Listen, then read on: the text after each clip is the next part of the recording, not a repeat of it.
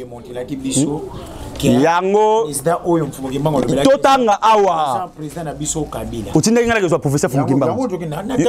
Le cinquième président du Congo, c'est roi divin, roi Tulendo, qui rétablira l'autorité divine sur la terre Congo de Kimbangu dans tout Ngounoua et sur toute l'Afrique noire. Il viendra avec ses trois pouvoirs, pouvoir spirituel, pouvoir scientifique et pouvoir politique. Nous retournerons au type de pouvoir établi avant le 3 mai à Wanatogena Bisosko. Babisco président Oroyanango, il y a trois pouvoirs. Est-ce que nous devons soutenir Ndeko Kabila? Papa Nkousa a soutenu. Est-ce que Papa Kabila Ndeko Kabila a trois pouvoirs? Ndeko Nangai, basa kwa mboué prophétie. Ne sont pas son salon wapi. Fumukimbangu a parlé sur roi divin.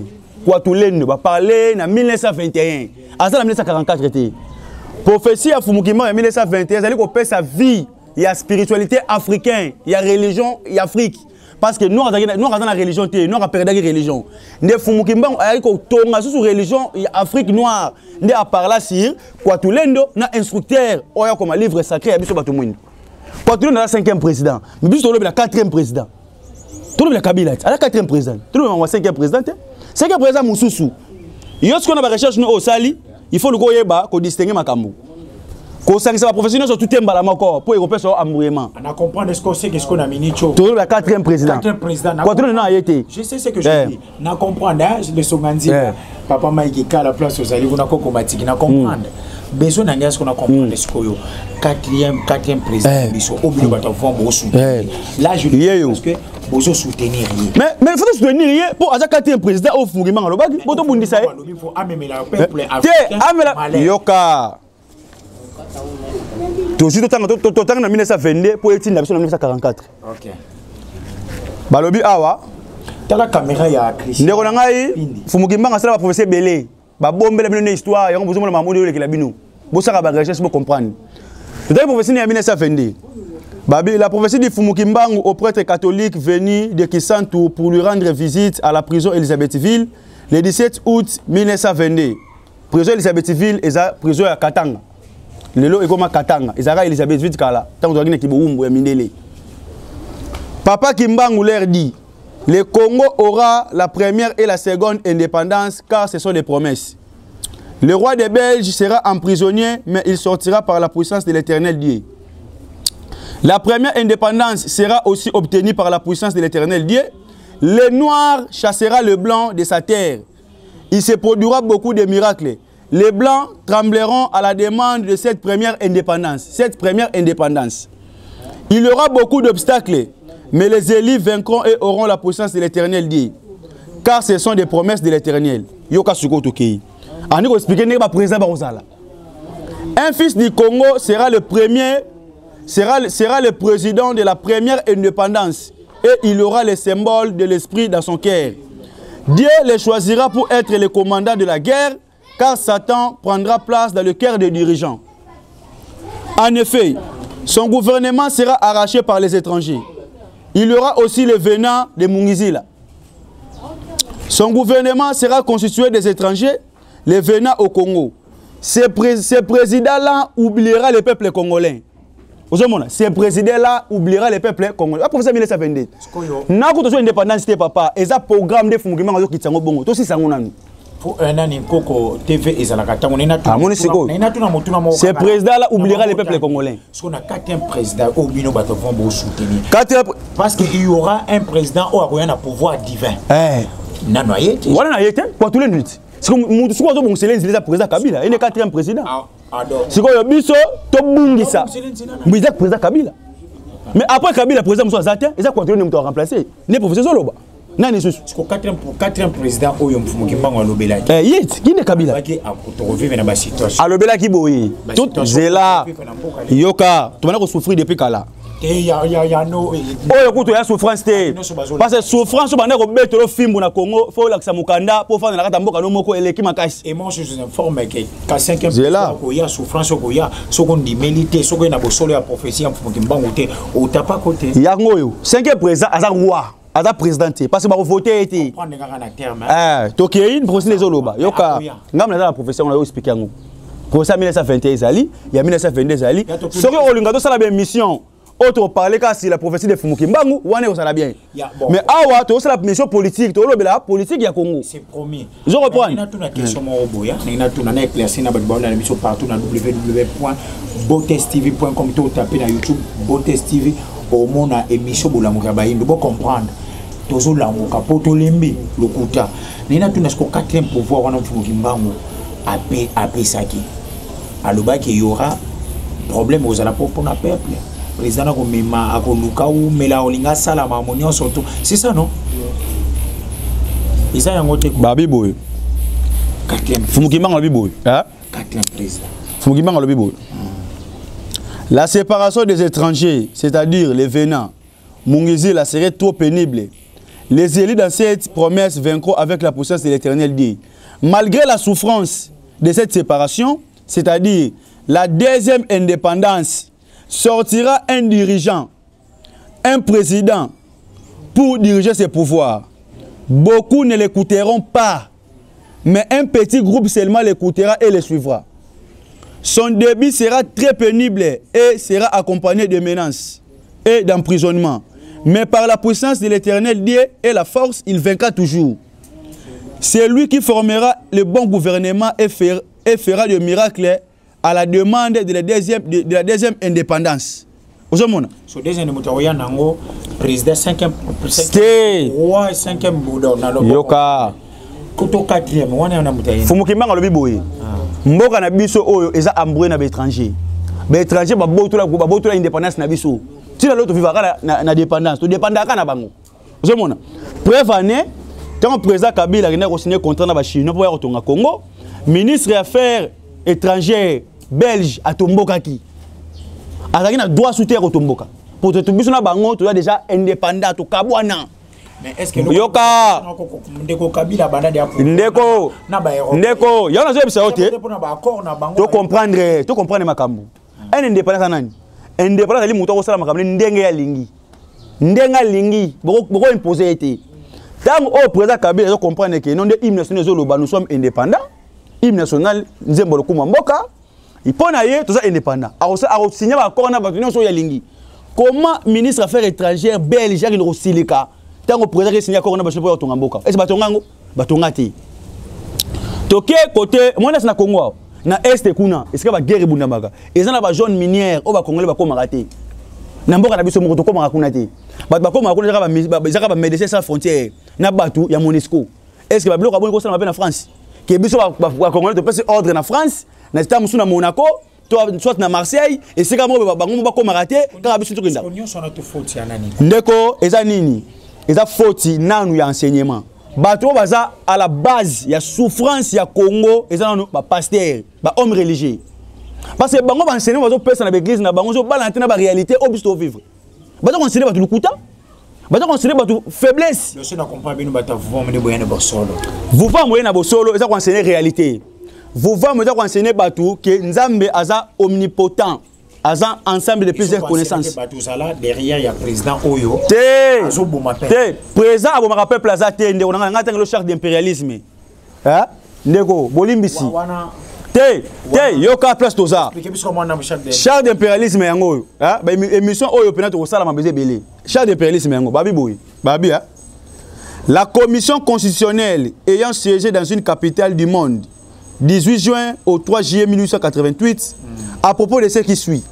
Tous les impérialistes du monde, par référendum constitutionnel organisé le 25 août 1888, ont adopté préambule proclamant notre adhésion à la charte d'impérialisme et à la déclaration universelle des droits des impérialismes, soucieux de maintenir le pays du tiers-monde dans la misère, la division, les guerres, la confusion et à l'anarchie, affirmant notre détermination politique, économique, sociale et culturelle. Nous, de nos pays, en vue de mieux les exploiter et les piller. Nous, impérialistes du monde, inconscients de nos responsabilités devant Dieu, déclarons solennellement adopté par la présente charte.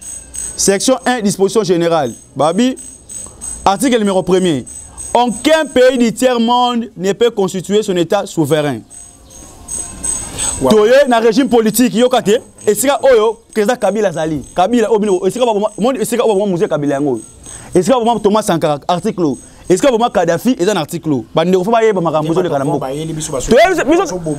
papa ngai boy bo panza boy bisa bango po mundele azana liloko ko sala susu te po terre te kokaki bazana droit te bo ma président yokana nu ndeko to samba na bango mambeze belé ah eza boy mambo to samba na bango bana droit te bo ma président africain bana droit na suite. Le 30 juin 1960, on est déjà libre. Parce que c'est Zali. Autre ressemble à Bango. Pourquoi vous mettre toujours le noir l'esclavagisme? Pour nani? Ah, bon, Baleki Nzambe. Baleki Bakoko. Bakoko Bazali. C'est là, papa. Article numéro 7 sur le Biboui. Tout gouvernement qui s'oppose à la moindre résistance à nos injonctions perd par les faits même sa légalité. Tout gouvernement qui s'oppose à la moindre résistance à nos injonctions perd par les faits même sa légalité. Section 2, régime politique, article numéro 7, il y a charte d'impérialisme. On a promettre Hollanda biso na www.botest. Il y aura ça yo. Na ça va ndeko na ngai wana oba. Ça la paix mission pour na impérial charte d'impérialisme. Ba opposant na Afrique ba la rater. Ba tuno sona ba ko sa ba opposant te. Mutadrago Londa. Oya basango yankoyi. Na bo saka na biso bonene. Suisse na kati ya Suisse mima yo za wana pona ko sunga biso yende angunda toujours na Suisse mbuta Gabon. Buka Ipangu Kasongolunda.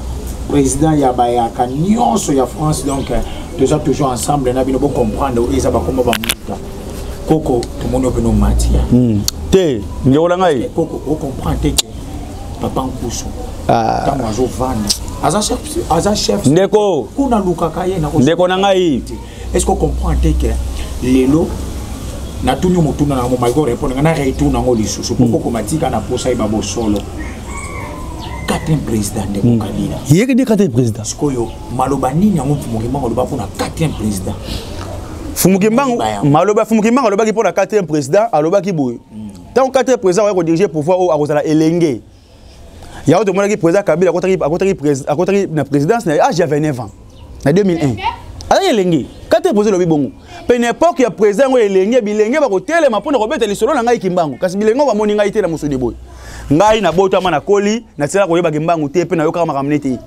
Mais le quoi nazaka na kati ya prophétie ya Kimbangu, nazaki na kati ya bilaka na ye ke tangu tangu nga kokoka na kolobela mama ya Kimbangu. Nga na koko. Bazo benga koko par rapport ya idée na zo pesa. Mais na kibo jeune na jeune. Vous savez donc ils na pas bilo wana mi balé. Oui.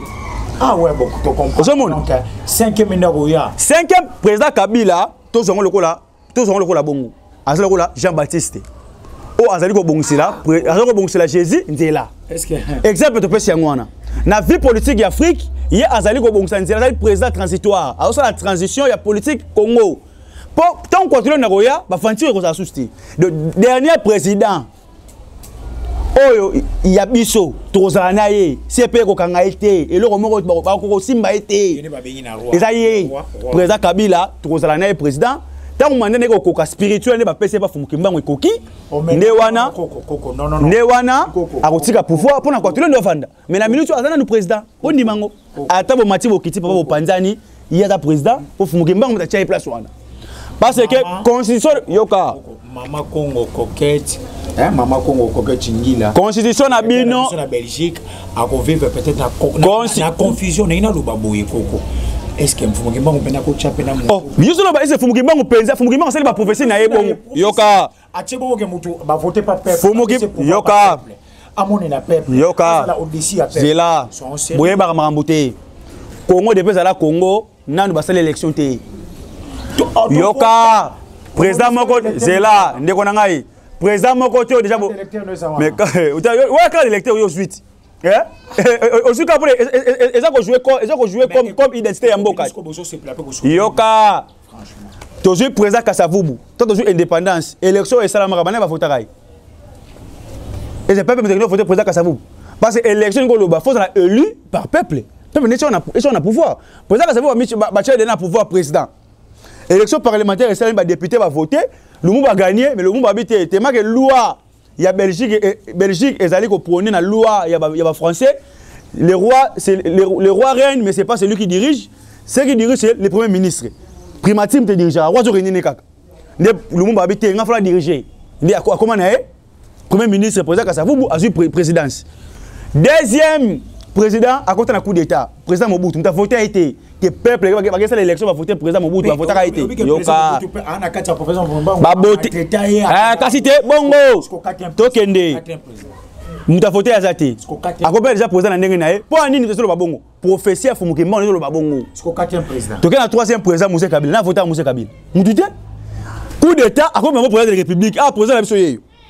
Tu n'es pas président Kabila. Ou à Zalelo, nous avons voté en 2001. Papa, toi, c'est la réalité. Ah, le col là, donc, Makambia, Zela, Fumukimbangu, Moutache Bango. Tu as 5 6 en 2000 combien 2008. Koko réalisation je suis nalinga kuna. Donc, le col à Fumukimbangu, après que programme na Bongo. Constitution oh ezokanga été eza mamindele yeza président de la République oh Fumukimbangu mutache na pouvoir to c'est la tango na biso ekoka akende soki tango ne koki akende mais la minute oh eza boya botanga pour ça Fumukimbangu bendeko bo batela yango po esunga biso botika babloka pambala wana oh zongisa bo sala bo ete to sangana to kende to tonga mboka mandeni na Suisse mbuta gabi mota lisumbo na kati ya mboka Londres mama Congo Masamba Noldi Mama Congo Ikewa, Emma na Paris, Gaylor Jazz Bouka, Paris, Mama Sylvie, Lofoli, Bruxelles, Coco Madera, Bruxelles, Mama Magali, Lo Mama Bruxelles. Donc, vous découvrez Coco Neto, sur Coco Nina Yeba, Coco, Babi, Papa Koussou, Azo Tambola, Mingi na contradiction. Pourquoi? Azo soutenir pour voir. Il y a 4e président. Bonjour, la 4e président. Comme si on a niveau, il y a 5e roi, il y a sauvé le peuple noir. Si vous pouvez en tant que moi, tu as cité la question. En tant que moi, il y a Papa Nkoussou. Pour adhérer au pouvoir, impressionne les années. Il y a question. Il y a caméra, il y a Roméo, il y a. Bonjour, bien. Po sobi ne bozomona mamoza maseki so bozomona mamoza maseki bandeko to na tango so ya baga ya osala aventure te biso nzambe mutapesa biso territoire au Congo ya biso Papa Koussou azolobela ba professeur Fumukimbangu ndenge yango ezali to ko flatter mutu te parce que vous voyez mezo lo baboy vous voyez mezana nini vous voyez mezali etinda ya tata mokela lo poso moindo que Moïno ne se Zali azonga la religion africaine Moïno nyonso tout ça qui pété le roi la président Kabila la président de mambo italien te italien peut pas mutu mwindo to reno solana to yebi c'est président zonga na bokoko na yo kumisa bakoko na yo tero yo kama idée mindele to yebi c'est pas président de république o so sola ala mutu mwindo qui président na ele ngole ki mutu mwindo te ala mutu mwindo ne pas souffrir fait souffrir biso ndeko na ngai zela Soudan et tout aux indépendances en 2011 bakabwani Soudan du Sud na Soudan du Nord mindele ba c'est deux ordres kuna deux religions dirigées kuna to na christianisme et islam les leçons boké na Soudan du Sud au bato indépendance en 2011 awa ba ko mi ko lia ba nika ba souffrir mais il fallait ba développer pourquoi ba développer te yo c'est pas en Afrique pas si Afrique ezaka na Congo pas si Afrique ezali pas africain ba sans valeur ba ça ba complexer ba mindele baza koyoka ba idéologie ya mindele yango wana moto développer ça te oh biso to zela professeur Fumukimbangu s'est réalisé président Kabila la président oh Fumukimbangu alakaki pona biso à part yé ezala 5e président koya tuna moko boya suka est-ce que roi ngobika koya mais roi koya ti OK merci beaucoup roi koya mais il faut centenaire à Fumukimbangu koka ce que besoin battre toza na centenaire ya mystère de Fatima.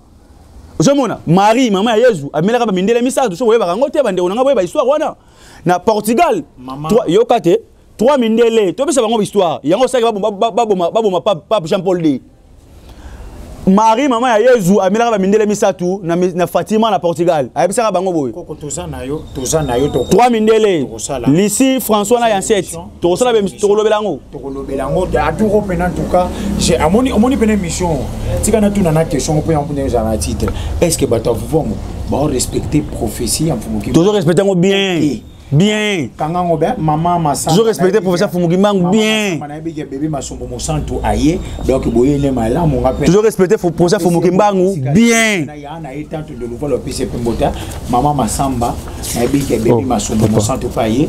Bato vous est-ce que vous respectez professeur Fumukimbangu bien. Tout respecter bien. Falsifier, tout falsifier faut citer professeur bien.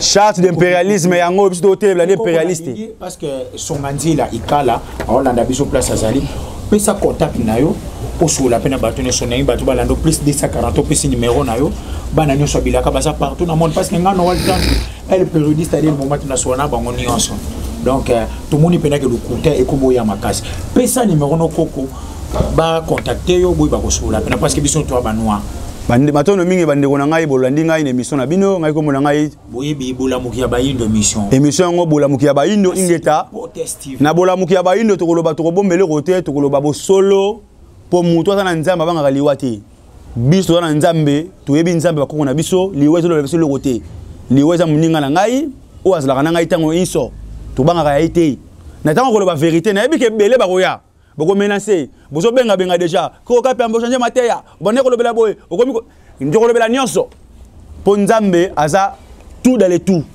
aza omniprésent aza na kati nyonso numéro na ngai ezali plus 243 89 82 64 085 plus 243 89 82 64 085 ngai tatumu bangaka pe amba fumu moi le grand pharaon on a yé pour na pour le labino obine boye bagité bandeko mamboze belé to ko na bino soki to na bino kaka na botestv.com mais ça mon appelle pour bandeko nga ba combattant bandeko nga ba combattant likanisi bozwa ya ko boya musique ya buzo bebeta na poto eza malamu kasi erreur mo bo sala bo vanda kana mindele na poto bo mona kande batata bino eza ba président africain tene banyo ko la biso eza loi ya impérialisme obino boyebi yango malamu ndesala ka ba président wana ba jinde ba ko agir bino bozaka na mindele na poto bino ba nation ko gagner ba mindele